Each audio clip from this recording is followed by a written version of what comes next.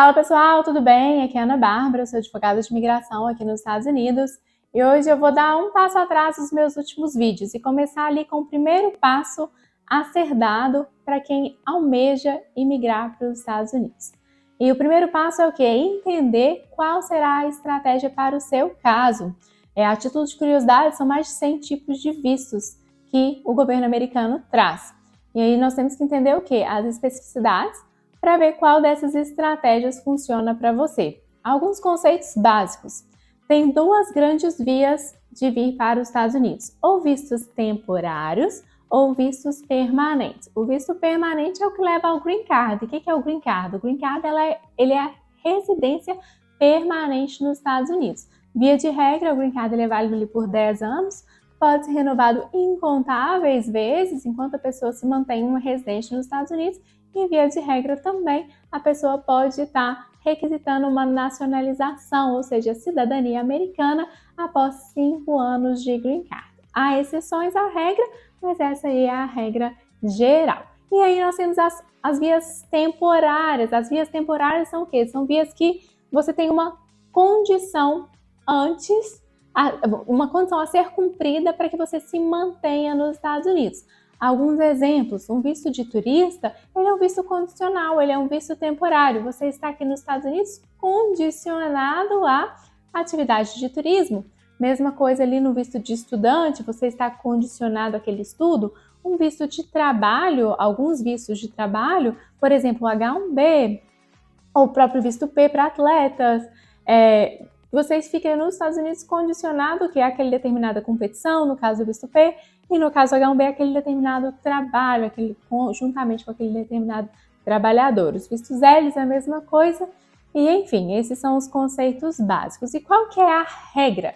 A regra é que você precisa de um sponsor para trazer você para os Estados Unidos. Essa é a regra, que é um empregador, por exemplo, ou se for um visto familiar, é um familiar nos Estados Unidos que peticiona o seu visto para você vir para os Estados Unidos. Algumas exceções com relação aos vistos temporários. O próprio visto de turista, por exemplo. Você não precisa de alguém te convidar para vir a turismo nos Estados Unidos. Você pode iniciar ali o seu próprio pedido de visto para ser um turista nos Estados Unidos. Mas a regra é que você precise de um sponsor. A mesma coisa no Green Card. No Green Card, a regra é que você precise de um sponsor para trazer você para os Estados Unidos. No cenário de família, no caso, será um familiar para trazer você. E aí eu fiz um vídeo sobre quais são as categorias de vistos de família. Então, se você tem um familiar que é americano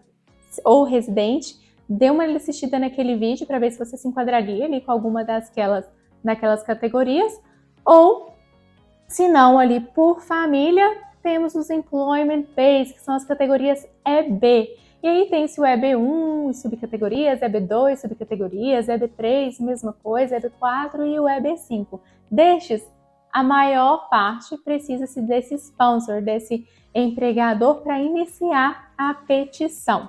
Mas há as exceções. As exceções são quais? Nós temos o EB1A, que são para habilidades extraordinárias. Aqui nós temos, por exemplo, um atleta que ganhou uma medalha olímpica, um artista que ganhou um Grammy, um Oscar. Eu vou fazer um vídeo dedicado para falar sobre o EB1A, mas via de regra ali, são pessoas que ganharam um grande prêmio, que é conhecido como um Major Prize, ou que atende pelo menos 3 dos requisitos ali previstos no site da USCIS. Nós temos também o EB5, que é para investidor, que a pessoa precisa investir um mínimo de $800 mil nos Estados Unidos. E nós temos aí o famoso EB2 National Interest Waiver, que muita gente conhece, muita gente pergunta sobre, e eu até fiz um vídeo também explicando sobre os requisitos deste visto. E para explicar assim, o porquê dessa regra de ter um sponsor, não é porque os Estados Unidos está com mais de 10 milhões de vagas de emprego abertas, que essas vagas elas estão abertas para o mundo inteiro, certo? Os Estados Unidos eles têm interesse em proteger o mercado de trabalho para quem já está aqui, já tem ou um green card ou para os próprios americanos. Então, a exigência é o quê? Que primeiro tem-se um processo conhecido como certificação laboral, em que abre-se uma vaga de trabalho nos Estados Unidos, tenta-se contratar alguém nos Estados Unidos e não tendo essa pessoa nos Estados Unidos, aí abre-se para que essa pessoa venha, um estrangeiro venha para aquela posição de trabalho. Então, esse é o processo de certificação laboral. Inclusive, o processo de EB2 National Interest Waiver, o que visa? Visa justamente o waive, ou seja, retirar essa necessidade de ter uma certificação laboral para poder trazer ali porque essa pessoa ela está tão bem posicionada para vir para os Estados Unidos que faz sentido, é de interesse nacional tirar esse requisito. E por que eu estou falando tudo isso? Porque tem pessoas que nos procuram falando o seguinte, olha, eu sou médico, os Estados Unidos está precisando de médico, então eu vou iniciar o meu próprio processo migratório porque eu sou um médico. Ou eu sou um dentista, ou eu sou um engenheiro. Isso por si só não basta, a gente precisa mostrar o quê? Mais para que você possa pedir a sua própria imigração, no caso de um EB2 National Interest Waiver. Se você não tiver ali um currículo que caiba no EB2 National Interest Waiver, ou não é um EB1A, ou não é o EB5, porque você não tem interesse de fazer esse investimento, aí você vai precisar de um empregador nos Estados Unidos. Bom, esses são os conceitos básicos para quem tiver interesse em estar buscando a imigração e quer ver se enquadra nenhuma dessas potenciais vias. O escritório que eu trabalho, a G-Immigration, eles fazem uma avaliação sem custo preliminar de currículo para entender o quê? Será que os requisitos objetivos para você imigrar para os Estados Unidos por conta própria sem um empregador estão ali?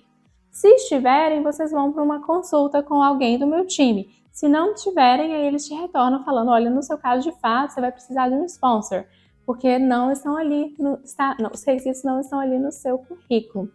Pessoal, espero que eu tenha esclarecido aí um pouco sobre o beabá da imigração. Sei que esse assunto aí traz muitas dúvidas, então se você tiver dúvidas, escreve aqui nos comentários. Será um prazer estar respondendo elas para vocês. Muito obrigada por ter assistido esse vídeo. E se você gostou, curte aí e compartilhe com quem também possa ter interesse. Muito obrigada!